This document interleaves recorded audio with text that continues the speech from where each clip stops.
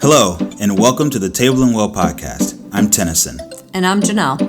Thank you for joining us as we discuss topics and give practical tools that help you live, grow, and be in healthy, joy-filled relationship with God, yourself, and others.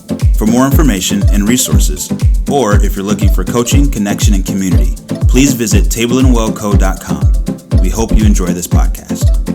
Hello, and welcome to the Table and Well podcast. This is Tennyson and Janelle. I was going to say something else, but not going to do that right now because it's amazingly good to be back. We were away for a little bit, went on vacation, did some really cool stuff in Israel, and we came back and just kind of had our nose to the grindstone. And this is one of the first podcasts that we're bringing back after that time away. It was an incredible time of sabbatical and celebrating our 25th wedding anniversary. Yes. Which was awesome. It was fantastic, yes. And then getting to bring tables all around Israel was just such a gift. I think we really learned that the practice of presence anywhere in the world, any culture, any place, whether people come in knowing what they're going to experience or whether they don't. Right, because that was all of Israel.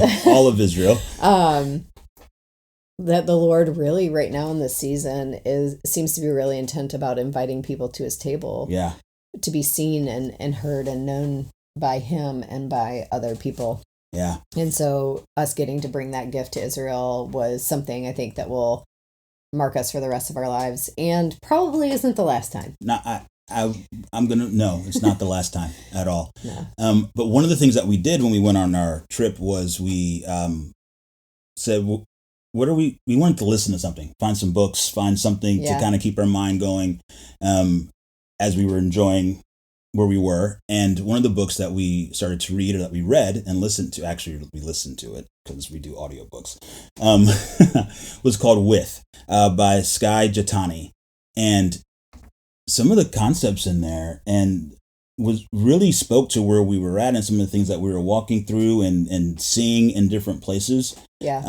And we just really are excited and really thought this would be a great topic and subject to talk about today. Yeah, and to continue the conversation that we've been having all along in this podcast. And really, Table and Well itself is this discovery of the practice of presence, the withness of God. Yeah, withness of God. Emmanuel, God with us. And discovering what that is and what that's like to experience and who he is and who we are in the midst of that exchange. We've talked about it from a lot of different facets, from maturity and the ability to even be with, right? Yeah. Like so many of us struggle to be with, to the other half of church and this concept of both sides of the brain, both the right side and the left side, and how so much of church and religion has been based around this left side thinking knowledge base. And we find ourselves missing the right side relational connection with God, ourselves, and others.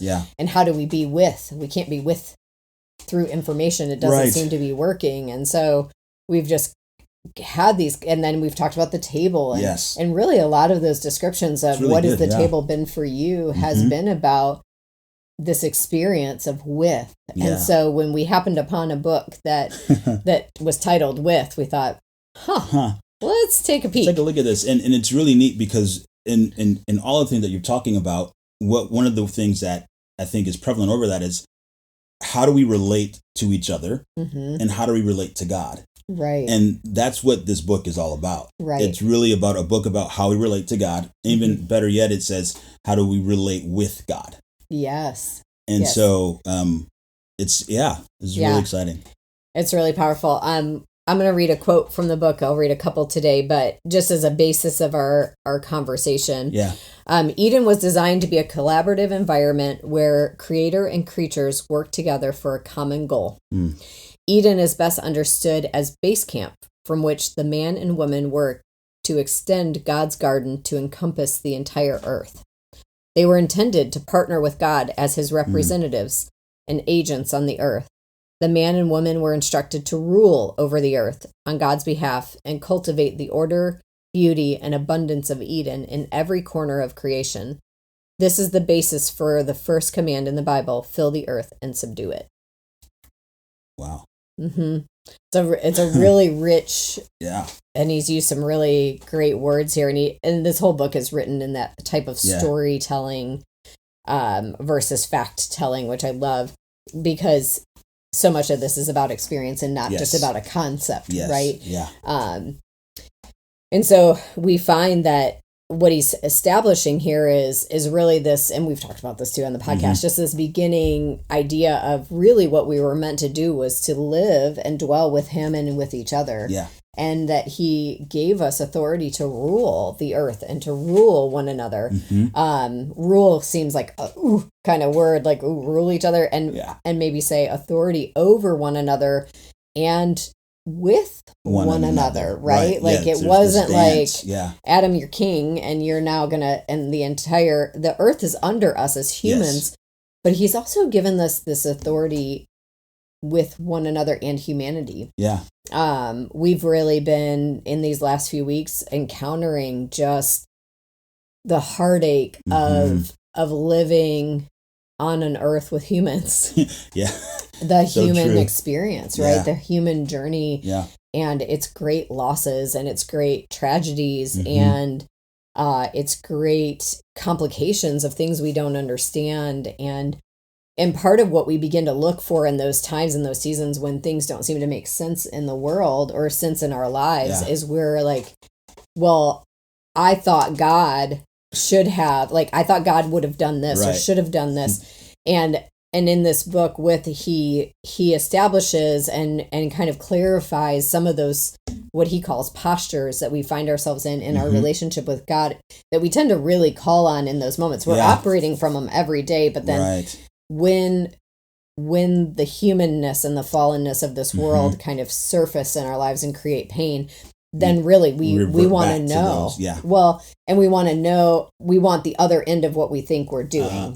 Very true. Yes. So let's clarify what we even mean by that. Yeah. Well, before you jump into that, one of the things in this quote that caught my attention even this last time you read it, is it says, they were intended to partner with God as representative and agents on the earth. And so this idea of partnering with God is, again, that idea of being with. It's being,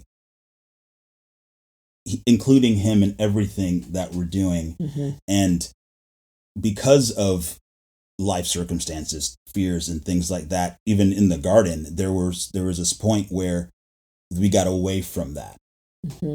And if it's not with, then what is it? What other things could it be? If witness is what we're not operating in as well as we could be, then what are we operating in? Right, because really witness is what we want. It's our deepest desire. That's our deepest desire, is to be with God and with each other. That's what we want. And even with ourselves.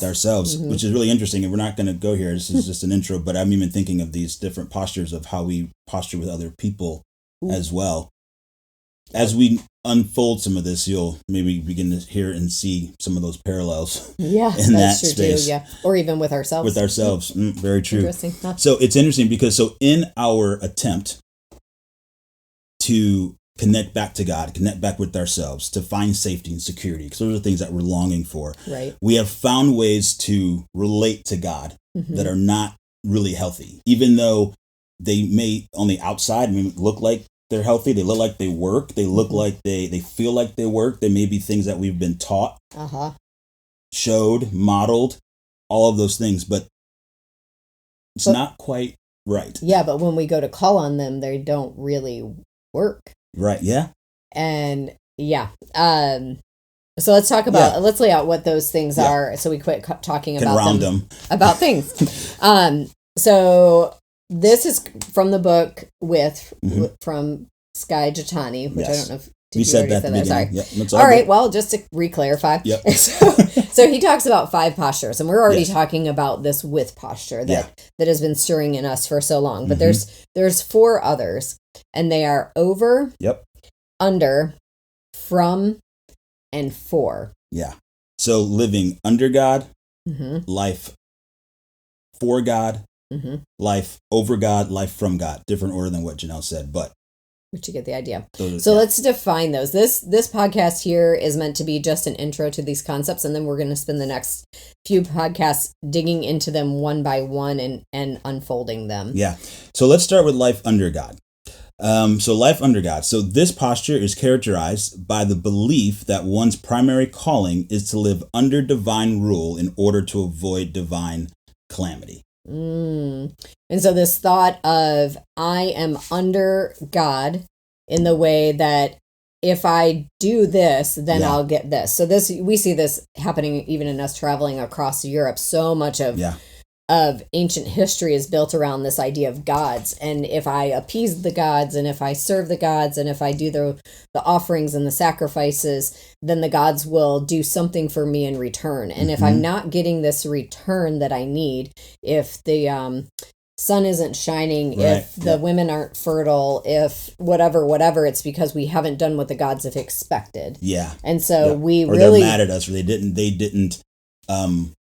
did not like our sacrifice or our gift to them, so therefore they're mad at us, and they didn't provide what we sacrificed to them for. Right. So this idea of direct exchange, where I have a job, like I have something I'm supposed to be doing right in order to get back what I want or need, and how that really creates a lot of fear, because at the end of the day, my control, and I'm attempting to gain control, and I can gain control by saying, okay, I'm going to do my things that I'm supposed to be doing. Like, again, it's a little gentler to play with this idea from past cultures that we can look at and say, oh, the sun god. And yet not wanting to like look at how we're doing this in our current lives. But this idea of, if the sun god isn't blessing me, or if we're not fertile, then we haven't done our part. Yes. And so we attempt to gain control by knowing that if we do our part, then they'll do their part. Yeah. And it works until it doesn't. Yeah. When you've done all of your parts, and the God that you trusted to do his part isn't doing what you expected. Exactly. In this exchange that maybe we've created. Yeah. Yeah. And I want to say this too, that these 4 different postures that we just mentioned, the goal is to have control, but they're based in fear. And that's how the relating to God is based in, it's a fear-based relationship, or not really a relationship, but a relating to. Yeah. And so just understand that as we talk about these different things, and as we give the kind of, again, the overview definition of what these are and what they are, that is really what it sits in. So there is this kind of overarching of what it is, and then there's an underlying baseline fear. And the fear of under God is being subject to uncontrollable and happenstances of life. Yeah, that if this isn't true, this exchange that I've created, then what? Then how do I make sure that the sun is shining? Or how do I change anything if the women aren't fertile? Or if I'm, and this is real. I mean, that's kind of being silly in by placing it on a different culture. But what do I do when I'm not experiencing fertility? Maybe I'm barren, and I've done everything I think I should be doing, and God isn't doing his part. Then where do I go? How do I make it past that point? I have no control here, right? And I'm left subject to maybe a God that I think he might be, like, why wouldn't he then do what I think should be done? Or even the math problem isn't working. Math problem doesn't work. And it's this, it's like, if I do, then I'll get this. Right. It's like, if I worshiped you, I praised you, I tithe, I did all the things that I was supposed to do to be a good Christian, yet my life is hard, or this is happening to me. Right. That's the relationship that how you relate to him. Right. It's heartbreaking. So that's life under God. Life under God. Yep. So life over God. So the definition of that is dismisses religion as irrational superstition and seeks control by discovering how the world works and then directly implementing the right principles. This one's really interesting for me, because I am such a principle person. Yes. And this whole foundation of life over God is built on understanding principles that work. Yes. So And the thing is that principles work. Like we know and see principle throughout Scripture that we have applied in places of our lives, and we have seen how it does bear fruit. Yes. There are principles that are as reliable as gravity, that if I do this, then I will do that. For example, one of those principles that we pull back on quite often is tithing, and how we say, well, if you're tithing, then the Lord will bless you. It's this idea of that it's the principle that guides blessing, not God, the being. You know, that there's actually a person on the other side of that promise, of that principle. So we can apply in life over God, we begin to make the principles God, not God himself God. And it goes kind of back to a math problem, interestingly enough, that I can find myself very quickly operating from principle and bearing fruit, getting fruit from those principles, and not even realizing that I'm doing all of that without him. Yeah, that's so true. Yeah. And so that's that life over God stance. God. Yeah. And that's a very interesting spot because, like you said, the principles work. They do. They really do work. And then until they don't. Right? Until they don't work. But yeah. Yeah. How do I explain things when I'm tithing faithfully and I'm not financially prospering? Right. Well, I thought that's how this worked. That's the principle. That's the principle at play here, right? Right. And where do we get to understand and where is God in the midst of that if our God is the principle? Right. Yeah. You don't have anywhere else to go. You have nowhere else to go. You're limited there. It's stopped. Your ceiling is done. So yep. That's good. So life from God. So God exists to supply what we need or desire. Receiving God's gifts is the entirety of our relationship with him. Basically, it's like a genie. These are to grant our desires. And so, and this is really prevalent in different circles today. You can see that in different places where it's like, yep, I'm going to go and get it, or God's going to bless me because this, my whole being is around what God can give me. Yeah. The reason why I want God in my life, why I pay attention to him or give him any attention, is because there's something that I'm trying to get from him that I think I should have, could have, however you want to look at it, that genie in a bottle is so funny, but it is something that we find so often that it is really quite shocking when you begin to look at any of these and you're like, oh my goodness, wow. It's everywhere and it's in me. Yep. Where we make these claims and teach others in discipleship situations where we're like, well, if you just, you get anything that you ask for, and the Bible says that you ask and you shall receive, right? And then we turn that into God himself. Well, maybe I'm asking and I'm not getting because there is a God on the other side who knows what's for my best. Right. That he's not just the one who grants the wishes, but yet he is partnering with us to make sure that we have everything we need. And beyond that, we're promised a life of abundance, but our God is not abundance. Right. And so we begin to, it's a statement that in the book here that I actually love, is that we tend to, we think we're becoming more like God because he's blessing us and things are happening, and we're has a nice car, we've done the great thing, and we have the good clothes or whatever it might be. But in reality, what we're doing is we are turning God to actually look like us. Basically saying, I think I should have this and you should give it to me.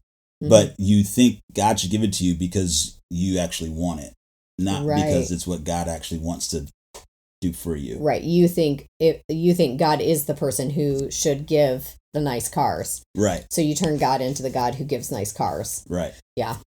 Yeah, it's so interesting. Yeah, so I'm excited to dig deeper into these. I know.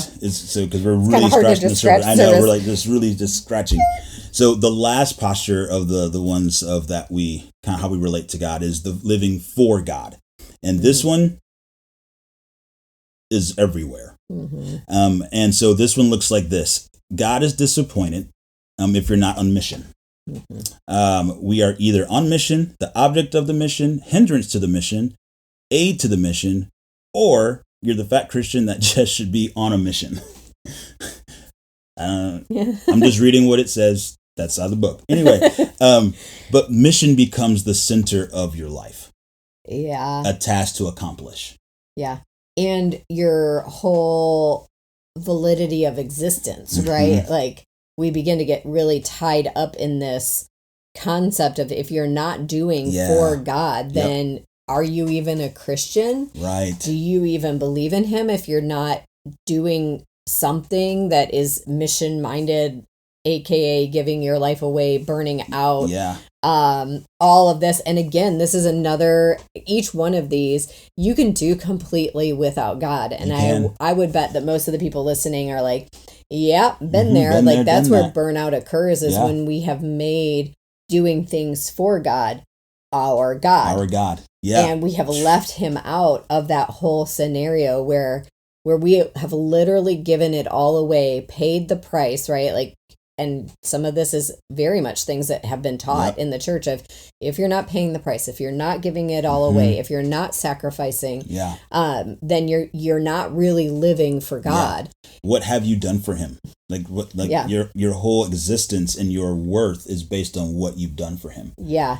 And I love relating these, all four of these, even back to a marriage relationship.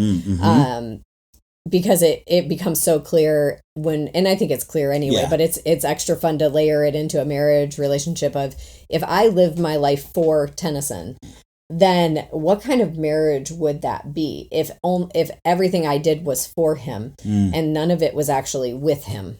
Like, obviously there's things I do for you because I love you. Yes. And I'm going to do things that will bless you and will further things you're passionate about, right? Yes. And I'll even do things like under you, where I'll submit to different things that are happening. Yeah.